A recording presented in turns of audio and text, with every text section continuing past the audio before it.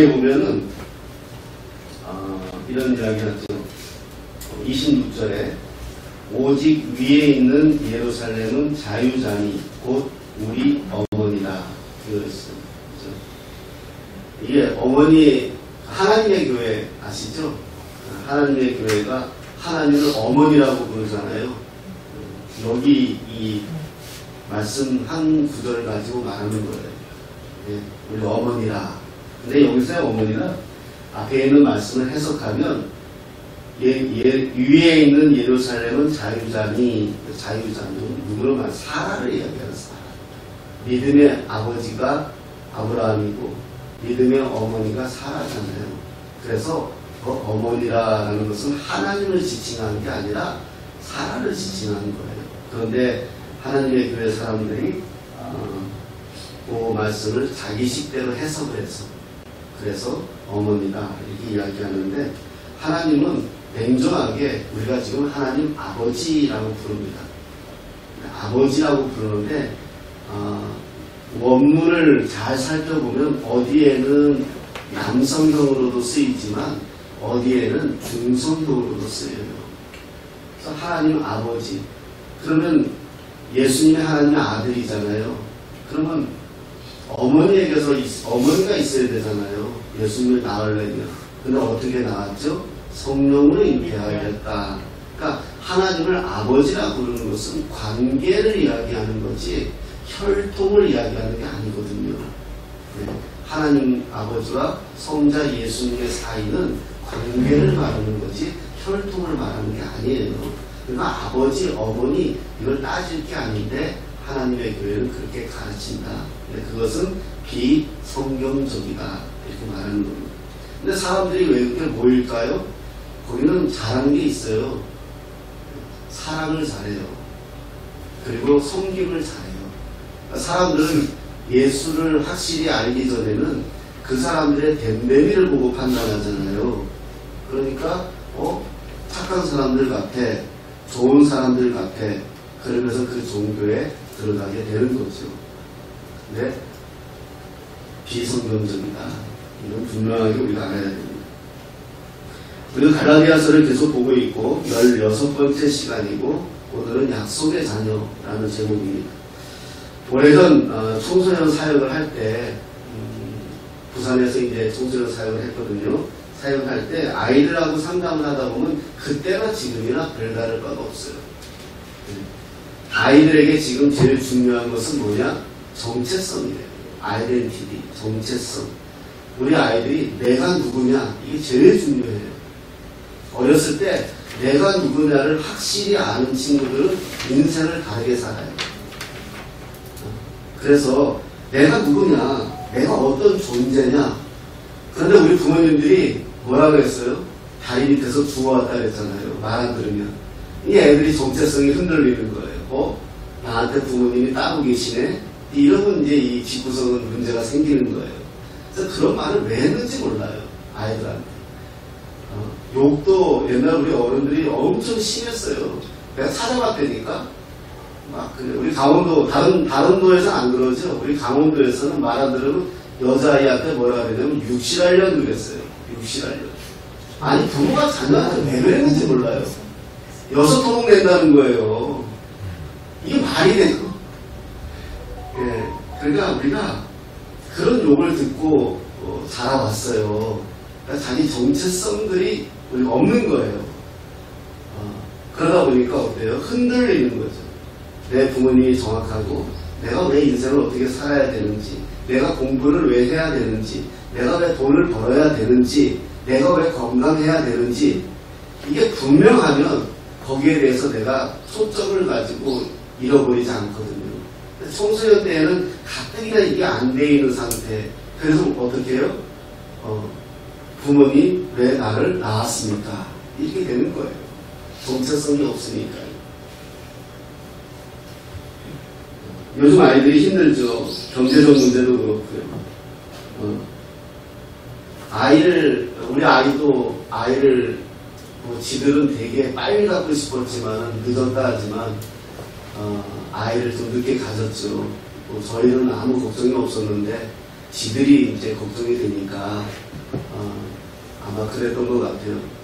근데 그래서 알게 됐지만 우리나라에 불임 부부들이 엄청 많아요. 나라에서 아이 낳으면 1억 준다고 생각하지 말고 아이들 보면은 이렇게 의사의 도움으로 아이 갖는 게 돈이 엄청 들어요. 그런 것 좀 지원하고 왜 나라에서 이렇게 탁상공론하는지 모르겠어요. 실질적인 거 지원했으면 좋겠어요. 뭐 애 낳으면 1억 줄게. 그게 다 이게 돈으로 이렇게 아이들을 가르치는 거잖아요. 돈만 있으면 아이 키울 수 있어. 이렇게 가르치는 거잖아요. 적어도 우리 아이를 낳으면 아이가 어떻게 해주겠다. 1년에 연차는 얼마를 해주겠다. 좀 구체적으로 결혼해서 했으면 좋겠는데 나라에서 좀 그런 게 약해요. 불임 부부들이 의외로 많아요. 제가 사역하면서도 지금도 제가 아는 분들한테 기도 요청 받는 것 중에 하나가 우리의 자녀가 없어요. 기도해 주세요. 이렇게 기도 요청을 많이 받아요. 기도하고 있고요. 그런데 그 분들한테 그 부모님들이 권사님들이 그렇게 부탁을 하면 그분들 전화번호 좀 가르쳐 달라고 해가지고 제가 전화를 하면서 기도해 주면서 꼭 그렇게 이야기를 해주죠. 빨리 오는 게 중요한 게 아니다. 너희의 자녀들이 빨리 너희 가정으로 선물 받는 게 중요한 게 아니라 너희들이 어떻게 그 아이를 양육할 것인가를 좀 고민했으면 좋겠다. 결혼도 마찬가지잖아요. 저는 뭐 청년 사역할 때 막 와서 이제 그래요. 결혼하겠다고. 그럼 이제 만나보고 제가 그러거든요. 그러면은요, 그래요. 너무 사랑한대요. 내가 조금 고민을 해라. 그럼 결혼한대요. 그럼 어떻게 결혼할 건데? 그럼 다 무슨 얘기 하는지 아세요? 결혼식은 어떻게 할 거고, 신혼여행은 어디로 갈 거고, 집은 어디를 잡을 거고, 이거 아무 상관없는 거예요. 결혼은 뭐냐? 저 사람하고 사는 거거든요. 저 사람이 어떤 성격인지, 저 사람이 어떤 음식을 좋아하는지, 저 사람이 어떨 때 행복하는지, 저 사람이 어떨 때 슬퍼하는지, 저 사람이 어떨 때 기분이 나쁜지, 이거 파악해가는 거예요. 결혼하기 위해서. 저 사람의 집안 분위기는 어떤지, 우리 집의 집안 분위기는 어떤지, 매칭이 되는지, 불편함은 없는지, 이게 결혼 준비예요. 그런데 다 뭐 준비해요? 결혼식장은 어디서 할 건지, 집은 어디서 살 건지. 그런 거 마찬가지로 아이를 갖는 것도 마찬가지로 분명히 기도한다. 분명히 하나님이 주실 거다. 안 주면 입양하면 되지. 걱정할 필요가 하나도 없다. 그런데 정말 중요한 것은 너희 부부가 이 자녀를 어떻게 키울 것인지 고민해라. 오늘 본문에 왜 이런 말씀을 드리느냐. 오늘 본문에 내용이 그래요. 아브라함이라고 있었어요. 너무 잘 알죠? 아브라함. 우리 예수 믿는 사람이 아브라함 모르는 사람 없을 겁니다. 아브라함이 있었어요. 하나님께서 아브라함에게 75세에 약속을 한, 그때까지 아이가 없었어요. 75세. 우리 어머니도 많이 넘어서 저를 낳았거든요. 그러니 얼마나 다급했겠어요. 동성가정에 와가지고 나이 40이 넘도록 애를 못 낳으니, 그러니 우리 아버지가 엉뚱한 짓 하고 돌아다녀도 어머니가 할 말이 없었죠. 옛날엔 그랬어요. 75세가 되도록 애를 못 낳았어요. 그래서 낙담하고 있는데 어느 날 하나님이 찾아오신 거예요. 그래서 아브라함에게 말씀해 주신 거예요. 내가 너에게 아들을 주겠다. 그러니까 아브라함은 믿음이 좀 좋았나 봐요. Yes, sir. 아멘. 땡큐. 감사합니다. 받아들였는데 사라는 어떻게 했어요? 피식 웃었어요. 성경에 나와요. 왜? 아니 내가 지금 그 여자들을 임신하기 그것도 끊기고 지금 나는 지금 늙은 몸인데 내가 무슨 애를 낳느냐 해서 웃었어요. 그냥 한마디로 하나님이시긴 하지만 비웃은 거예요. 말이 됩니까? 그래서 아들을 낳았을 때 이름이 이삭이 된 거예요. 이삭의 뜻이 뭐다? 웃음이에요. 웃음. 내가 웃었다. 75세에 아이를 주기로 했는데 근데 하나님은 참 희한해요. 그럼 빨리 주시면 되잖아요. 75세에 그것도 늦었는데 10년이 지나도 애가 안 생기는 거예요. 어떡할까요? 그랬더니 아브라함의 아내 사라가 생각해낸 것이 이거죠. 자기의 몸종, 사라의 몸종 하갈이라고, 아프리카에서 온, 아프리카가 다 까맣지 않아요. 북부 아프리카는요. 아프리카에서 온 하갈을 자기 남편에게 보내는 거죠. 그래서 이 아이를 통해서 애를 갖자. 그럼 내가 잘 키울게. 이렇게 된 거예요. 생각은 기특하죠. 근데 이들의 실수가 뭘까요? 하나님의 약속을 기다리지 못한 거죠. 우리가 살면서 실수하는 게 하나님의 약속을 기다리지 못해요. 성령의 9가지 열매 중에 오래 참음도 있습니다. 그렇죠? 그게 열매잖아요. 참지 못하는 거잖아요. 기다리지 못하는 거죠. 그래서 아브라함도 흔쾌히 승낙하고 하갈을 맞아들여서 하갈을 통해서 아이를 낳아요. 이름이 뭐죠? 이스마엘이에요. 그런데 문제가 생겼어요. 이제 사라가 아이가 필요해서 하갈을 자기의 몸종을 남편에게 주긴 했는데 이 몸종이 사람이 그렇잖아요. 지가 주인의 아들을 낳았으니 어떻게 됐어요? 마음이 주인의 여자가 됐잖아요. 그러니까 은근히 어떻게 해요? 사라를 무시하는 거죠. 그래서 사라 입장에서는 나는 좋은 일을 한 건데 자식이 없어서 내 몸종을 드린 건데 쟤가 나를 무시해? 그래가지고 어떡하죠? 아브라함에게 고자질을 하죠. 제가 나 무시한다. 네가 잘못한 거 아니냐, 남편이. 이렇게 되는 거죠. 그래서 남편도 이제 곤란하고 있는데 어떤 문제가 발생해요. 어떤 문제가 발생하죠? 어느 날 정말 하나님의 은혜로 이삭이 태어난 거예요. 둘째 아들이 태어난 거예요. 하지만 아브라함과 사라는 누구에게 더 마음이 갈까요? 이삭에게 마음이 가잖아요. 하루아침에 이스마엘은 뭐가 됐죠? 산박이 됐잖아요. 그러니까 어느 날 이제 이스마엘에게도 안 해주던 아이, 지금 같은 돌잔치예요. 지금 같으면 돌잔치를 해주는 거예요. 그러니 하갈의 마음은 어때요? 내 자식한테는 안 해주더니 본처가 나으니까 이런 것도 하네. 마음은 아프겠죠. 그런데 그때 살짝 이스마엘이 이삭을 좀 혼내요. 형이잖아요. 배는 다르지만 형이잖아요. 그럴 수 있잖아요. 그런데 그것을 누가 봤다? 사라가 본 거예요. 그래서 아브라함에게 고자질하는 거죠. 봐라, 이제 손찌검까지 한다. 쟤네들 내보내라. 이렇게 된 거예요. 쟤네들 내보내라. 같이 못 산다. 그래, 아브라함이 비겁하게 어떻게 하죠? 결국은 내보내는 이야기는 또 있지만 오늘 다 할 수 없고 내보내는 이 이야기를 바울이 가지고 와서 이야기하는 거예요. 하갈에서 낳은 이스마엘은 누구냐? 바로 육체의 아들이다. 육체의 아들이다. 그러나 이삭은 누구냐? 약속의 아들이다. 여러분, 내가 이거 가지고 우리 청년들 세미나 가서도 해요.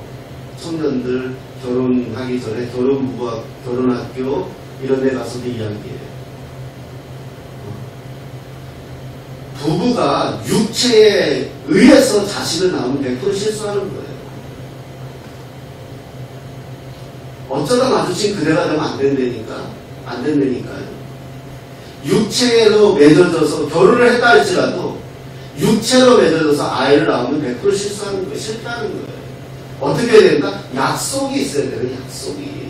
부부가 이 자녀를 어떻게 낳을 것이고 어떻게 키울 것이고 어떻게 이해를 할 거라는 약속이 있어야 된다는 거예요. 하물며 인간 사회도 부부간에도 약속이 있어야 돼요. 근데 대체적으로 우리 어머니들이, 우리 아버지들이 선 보고 결혼하고 어린 나이에 그냥 평생 눈물이 왔잖아요.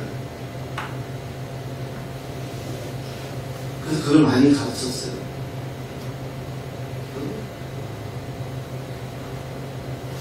부부학교 하면서 예비의 부부들을 두고 많이 그 얘기를 해준 거예요. 부부는 약속이 있어야 됩니다. 어떻게 살 것인지. 이게 더 중요하다. 마찬가지로 하나님은 누굴 약속했어요? 이삭을 주겠다고 약속했는데 이걸 참지 못하고 아브라함과 하갈은 육체로 인해서 이스마엘을 낳았어요. 지금도 여러분 중동이 지금도 분쟁하잖아요. 이삭의 후예가 유대인이고 이스마엘의 후예가 중동 사람들이에요. 지금도 분쟁하고 있잖아요. 똑같이 아브라함을 믿어요. 우리도 아브라함을 믿음의 아버지라고 얘기하고 있고 이슬람교, 꾸란을 믿는 이슬람교도 아브라함을 하나님의 믿음의 아버지라고 이야기해요. 그런데 이삭과 이스마엘이 달라진 거잖아요. 그래도 하나님은 누구에게 마음이 가 있다? 이삭에게 가 있는 거예요. 왜? 하나님은 이삭을 약속했거든요. 그래서 오늘 저와 여러분들은 그럼 우리는 유대인들도 아니고 우리는 그러면은 그쪽 사람들도 아닌데 우리는 어떤 사람들이냐? 우리는 믿음의 자녀들인데 그 모든 과정을 저들은 유대인들은 율법을 믿고 하나님을 의지하는 것이지만 우리는 누구를 믿고 의지하는 거예요? 예수 그리스도. 예수님을 믿음의 약속의 자녀로 도와주시는 거예요. 할렐루야. 아멘. 그래서 우리는 약속의 자녀인 거예요. 여러분, 부모님의 눈으로 볼 때 자녀들은 아무리 못나도 자녀인 거예요. 세상의 관점은 잘 나가고 괜찮고 잘 살고 이런 사람들에게 눈이 갈지 몰라도 부모의 눈은 같은 마음으로 가는 거예요. 그런데 이게 시대가 변해가면서 요즘 젊은 부부들이 이 변해가는 거예요. 이 마음이 이게 오염된 거예요. 이게 마음이 변해가면서 괜찮은 자녀가 좋은 자녀가 돼버린 거예요. 그래서 어디 가서 자랑할 때 다 부모들이 누구 자랑해요? 잘 나가는 자녀 자랑해요. 그게 어리석은 부모예요. 좋은 부모는 가장 어려운 자녀를 자랑하는 거예요. 찾아내서 저 아이가 지금은 저렇지만 참 착한 아이예요. 난 저 아이가 우리 큰아들은 이렇게 뭐 자기가 세상적으로 괜찮을지 몰라도 내 마음의 눈은 저 아이가 더 사랑스러워요. 왜? 잘 나가는 아이는 이미 다 가지고 있잖아요. 그렇게 이야기할 때 그 아이가 자존감이 커지고 정체성이 커지는 거예요. 근데 지금 보세요. 저도 어디 가서 신방 가고 누구를 만나도 다 부모님들이 누구 자랑해요? 다 잘 나가는 자녀 자랑해요. 의사예요? 우리 둘째 아들, 우리 셋째 아들 누구예요? 누구예요? 다른 자녀는 없어요? 제가 물어봐요.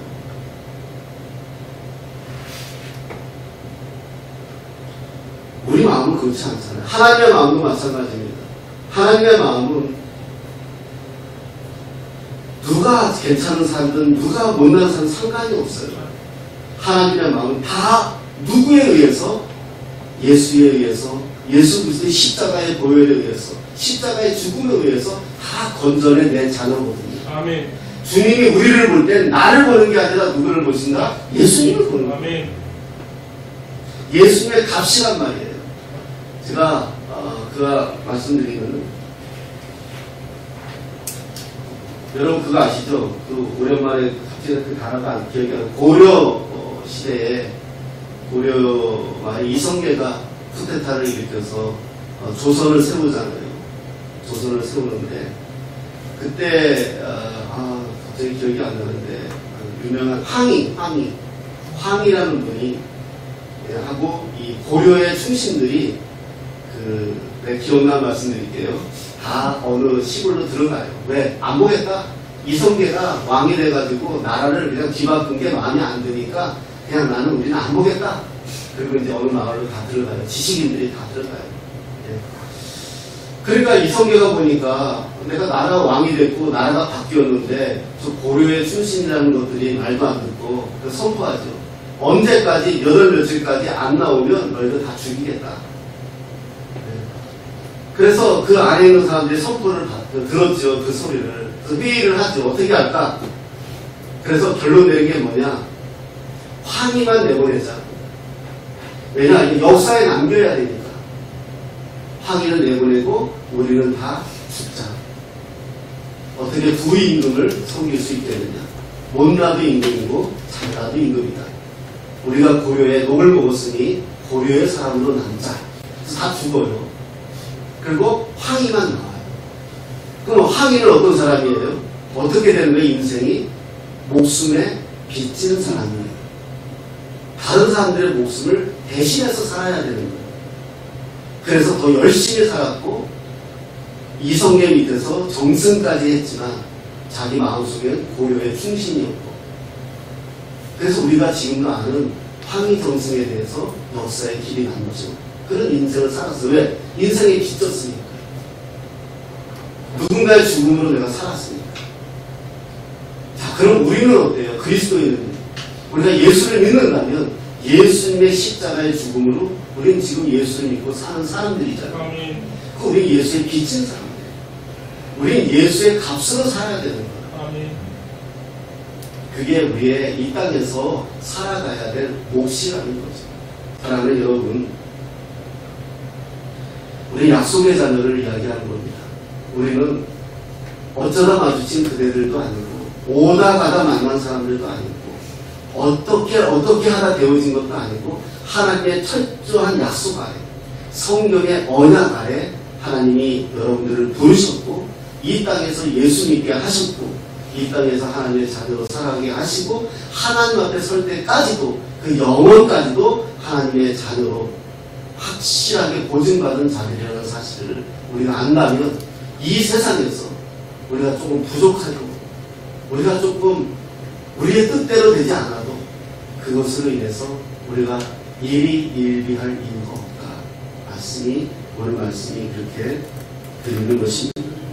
하나님의 약속 안에 우리가 있다는 사실. 제가 다시 한번 이 한 주간 보내면서 묵상하면서 그런 생각을 많이 들었습니다.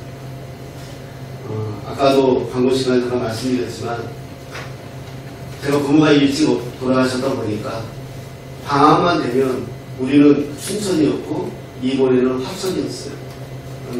그때는 1시간 걸렸는데 지금 한 20분밖에 안 걸리더라고요. 어머니도 이제 병원에서 3달밖에 못 산다고 사형 선고받고 이제 이모가 그러면 시골에 들어와라. 그래서 이모네 집에 가서 요양을 했죠. 그리고 거기서 이제 돌아가셨는데 방학만 되면 저희 이제 찾아가는 거죠. 아버지가 안 보내줘도 갔어요. 아버지는 가는 걸 별로 안 좋아했어요. 우리 이모를 별로 안 좋아해서. 하도 뭐라 그러니까. 그래서 갔어요. 어떤 때는 아버지가 차비를 안 줘가지고 제가 중학교 1학년 때 걸어간 적이 있어요. 차비를 안 주셔가지고 걸어서 내가 화천까지 한 40km 돼요. 그 아침에 출발해서 가다가다 너무너무 배가 고파서 가수원에서 사과도 하나 몰래 따먹었어요. 이건 기억이 다 나더라고요. 이런 기억이 나더라고요. 그 깜깜한 밤에 도착했을 때 그런 적이 있었고, 그래서 제가 가면 거기도 형제가 있는데 이모가 엿, 옛날 그 시골에서 만든 엿 있잖아요. 기꺼물이한 거, 그 엿 해주고 두부 새벽에 만들어 주시고 그리고 몰래 챙겨서 주시고 이런 게 생각나요. 그래서 그 형이 죽었지만 형이 저를 너무 미워했어요. 나만 챙겼는데 저를 불쌍히 여겼던 것 같아요. 그렇게 그런 생각들이 하나하나 다 나더라고요. 차를 좀 세워놓고 좀 기도하는데 생각나. 이모가 학교까지 찾아와서 제 손에다 용돈을 쥐어주는 것까지. 이런 제가 두부찌개 좋아한다고 집에 찾아와서 두부찌개 해주는 것까지 다 생각이 나더라고요. 그러면서 하나님에 대해서 마음을 가지는데 주님이 저에게 주시는 마음이 이거였어요. 지금까지 함께 하셨다는 거예요. 가장 힘들었을 때도 내가 너와 함께 했고, 가장 네가 저 땅바닥에 처박혔을 때 그때도 내가 너와 함께 했었고, 네가 잘났다고 꼴깍보고 다닐 때 그때도 내가 너와 함께 했다.